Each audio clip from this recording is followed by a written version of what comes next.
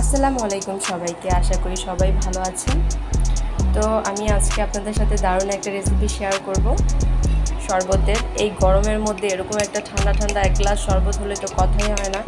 যেহেতু আমি রাতের বেলা 7টার পরে কোনো ভারী খাবার খাই না, তাই চিন্তা করলাম এখন বাঙ্গি দিয়ে একটা সুন্দর একটা ড্রিঙ্কস বানাই, যেটা খেলে আমার গরমের খুব রিফ্রেশিং লাগবে, ভালো লাগবে, এটাই তো হবে।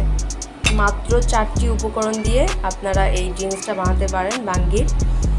প্রথমে কয়েক পিস বাঙ্গি নেবেন, তারপরে চিয়া সিড 2 চামচ আর 2 টুকরো খেজুর একসাথে নিয়ে ভালো করে ব্লেন্ড করবেন 1 গ্লাস পানি দিয়ে। দেন 1 পিস লেবু নিয়ে চিপড়ে সুন্দর হয়ে গেল মজাদার বাঙ্গি ড্রিঙ্কস।